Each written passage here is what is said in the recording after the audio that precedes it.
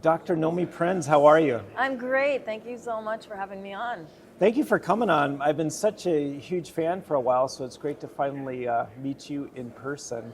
I really wanted to ask you, everything is going on right now economically. Where exactly are we at?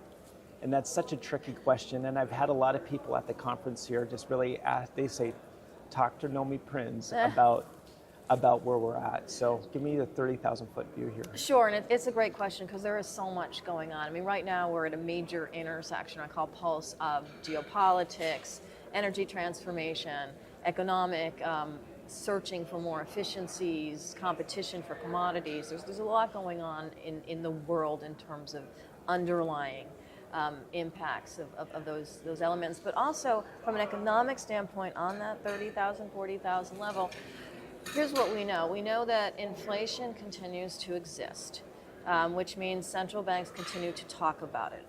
But we also know, and this is something I discuss a lot, that central banks can't actually control it. So in a way, that's kind of an elusive mirage of power that they are trying to sort of suggest that they have, but they really don't. And what we've seen because of that, net of the Fed, which I think will move soon, is that central banks around the world have kind of given up the goat of trying to fight inflation, and they have started to reduce rates. Canada did, Bank of Canada did, the ECB did, other banks around the world. So we're going to see the cost of money that had been jacked up a little bit come down throughout the world, and the Fed will follow that.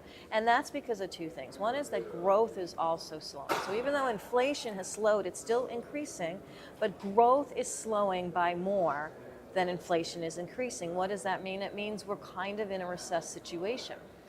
The GDP of the United States last quarter was 1.3%. If you adjust that for inflation, that's effectively negative economic growth.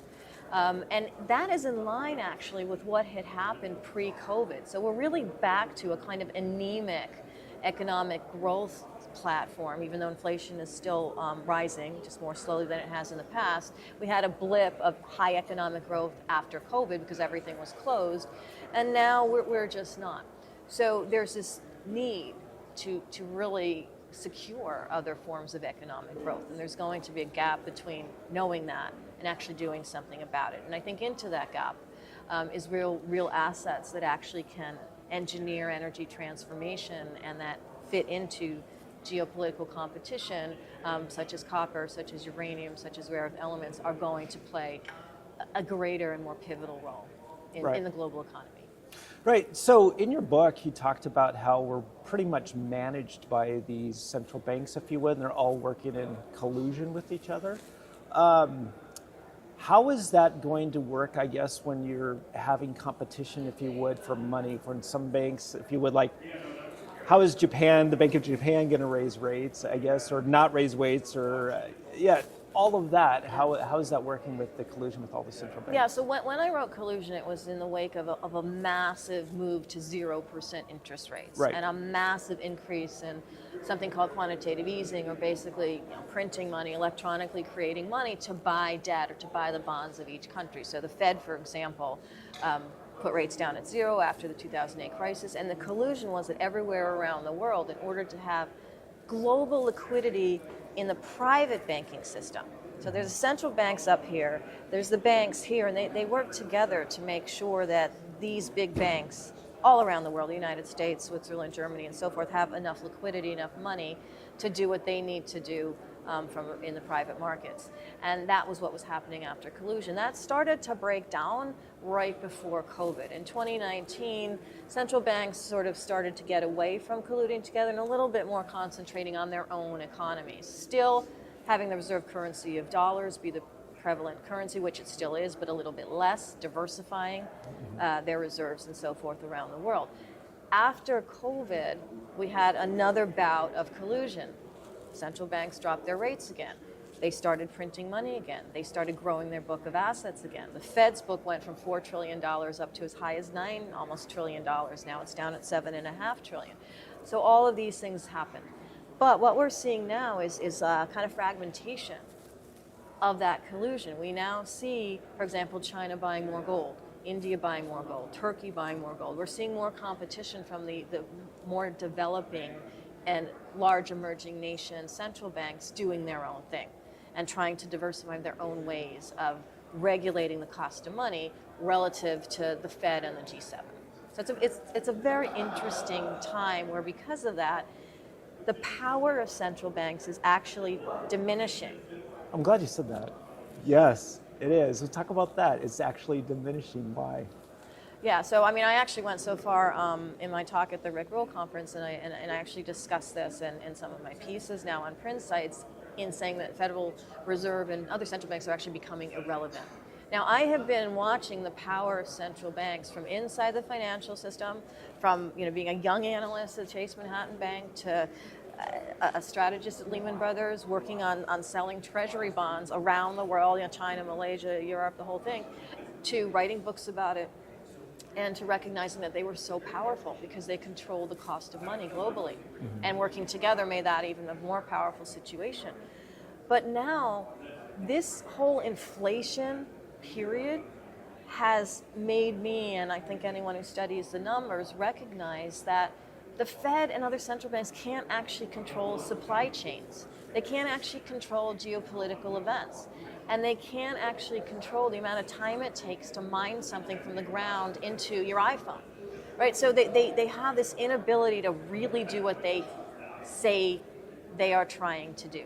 Whether the Fed drops rates from 5.5% down to even 4% over the next year and a half to combat growth slowing down or whatever it is they might think they can do, the reality is that is not going to change any of those parameters. And so we're in more of a phase now, I call it the real asset big bang, where assets, where underlying supply chains, where physical things actually are powering economies way more than central banks. And that, by just expansion, means that central banks and their power is becoming less relevant or irrelevant. Yeah, no, absolutely. And I really like that you put up this, you talked about supply chains, as they can't control supply chains. There's only so much oil, yep, if you would. There's only so much lithium. There's so much cobalt or base metals or precious metals or whatever have you. So we're at the Rule Symposium. There's a lot of companies here. There's a lot of hard assets. This is really a hard asset conference. Is there anything in particular, any companies that you are specifically interested in or that are interesting to you? Is there any also jurisdictions that you're interested in? Well, go ahead. Yeah, it's a good question. Honestly, there are so many great companies here. And I think more than the specifics, there are companies that are doing things in this arena of geopolitics and supply chains becoming more prevalent in driving economies, in competition, in energy transformation. For example, UEC had a luncheon yesterday, and the uranium producers of America, of which they're a component, have been sort of waiting on the sidelines for the United States government, other governments around the world, particularly the United States, to pass legislation to enable more domestic supply for nuclear energy.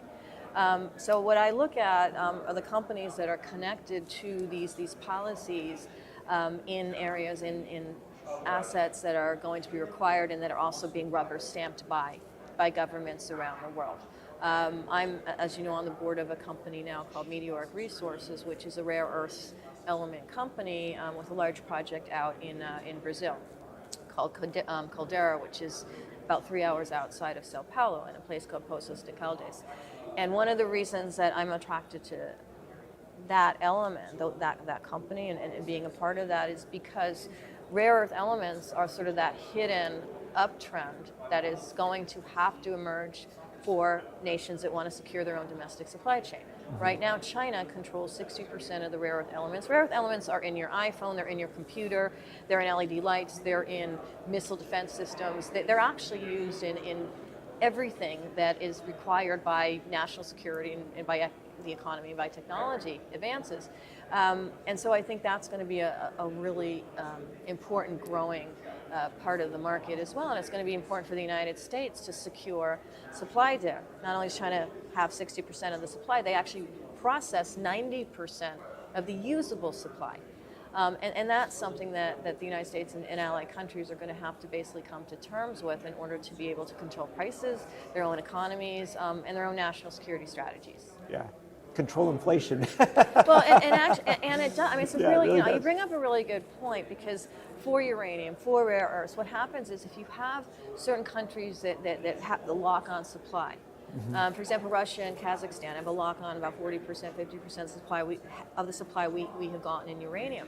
There was just an act passed by the United States Congress, signed into law, that bans the import of uranium from Russia. Now, if you're going to ban that, you need to replace it with something. So that's where UEC or other Canadian, Cameco, all these companies come into play, because they actually are sourcing that supply to replace the supply that was coming from there. But what happens when you don't do that? When you don't do that, whether it's Russian uranium or China and rare earths, they have the ability to control the market. That is inflation. If you spread the supply, you basically reduce the ability of any one country or group of countries that could control the supply otherwise to jack up prices. And so this is also what we're seeing with commodity wars around the world. Yeah. So let's talk real quick about you're one of the busiest people that I follow. You have some new projects that are coming out. Tell us about your new projects that are coming out, a new Substack. Go ahead. Yeah, so I just launched literally a week and a half ago, July 1st, a new Substack initiative and company called Prinsights Global. And Prinsights Substack will have regular weekly analysis on everything that we're talking about. We actually have a really good gold piece coming out this week, but basically on all these topics that connect that intersection, that pulse I call it, between geopolitics, economic and energy and technology strategy. And then we'll also have specific analysis, deep dives on companies, specific companies that I think are appropriate for investing in these different trends, interviews with their CEOs, and boots on the ground analysis of their mines. I mean, for example, before I even joined Meteoric, I was out there. I was out at the mine. I was touching their rocks, and so that was one of the ways that I get out there in the world to really also bring people with me through this Substack. So I'm really excited about it. It's going to be a great venture. Well, I'm really excited to read and listen and learn from you. So I want to thank you so much. I will link to everything that Dr. Nomi Prins has said. I'll put it all in the show notes, both on YouTube as well as on Apple and Spotify. Dr. Nomi Prins, it's an absolute honor and pleasure to finally get to meet you and talk with you. And I can't wait to see you again and talk to you again in the near future. Thank you so much. Thank you.